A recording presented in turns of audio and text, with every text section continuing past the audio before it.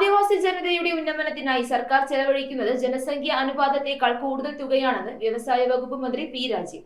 ഗതിക 2025 നാടൻ ഉൽപ്പന്ന പ്രദർശന വിപണന കലാമേളയുടെ ഉദ്ഘാടനം നിർവഹിച്ച് സംസാരിക്കുകയായിരുന്നു അദ്ദേഹം. ഉദ്ഘാടന ചടങ്ങിൽ പട്ടികജാതി പട്ടികവർഗ വകുപ്പ് മന്ത്രി OR കേളു അധ്യക്ഷത വഹിച്ചു. നാടൻ ഉൽപ്പന്ന പ്രദർശന വിപണന കലാമേളയായ ഗതിക 2025 തുടക്കമായി. കലൂർ ജവഹർലാൽ നെഹ്റു സ്റ്റേഡിയത്തിൽ നടന്ന ചടങ്ങിൽ വ്യവസായ വകുപ്പ് മന്ത്രി പി രാജീവ് ഉദ്ഘാടനം നിർവഹിച്ചു. കേരളത്തിൽ 1.45% ആദിവാസി ജനതയാണ് ഉള്ളതെങ്കിലും ജനസംഖ്യ അനുപാതത്തെക്കാൾ കൂടുതൽ തുകയാണ് ഇവരുടെ ഉന്നമനത്തിനായി സർക്കാർ ചെലവഴിക്കുന്നതെന്ന് അദ്ദേഹം പറഞ്ഞു. കേരളത്തിൽ 1.45% ആദിവാസി ജനവിഭാഗമുള്ളത്.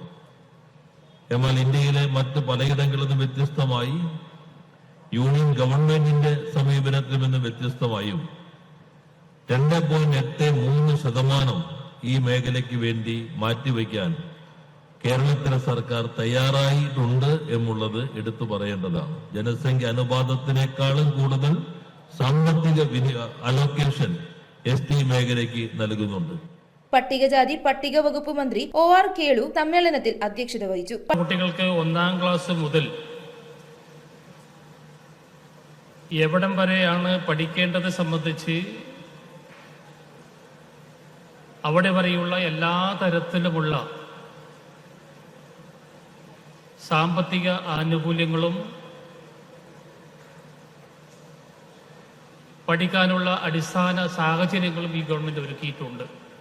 പട്ടികജാതി പട്ടികവർഗ വിഭാഗങ്ങൾക്ക് എല്ലാവിധ ക്ഷേമവും ഉറപ്പാക്കിയാണ് സർക്കാർ പദ്ധതികൾ നടപ്പിലാക്കുന്നതെന്ന് അദ്ദേഹം അധ്യക്ഷ പ്രസംഗത്തിൽ വിശദീകരിച്ചു. ഏറ്റവും പ്രാധാന്യം നൽകുന്നത് വിദ്യാഭ്യാസവുമായി ബന്ധപ്പെട്ട പദ്ധതികൾക്കാണെന്നും അദ്ദേഹം വ്യക്തമാക്കി.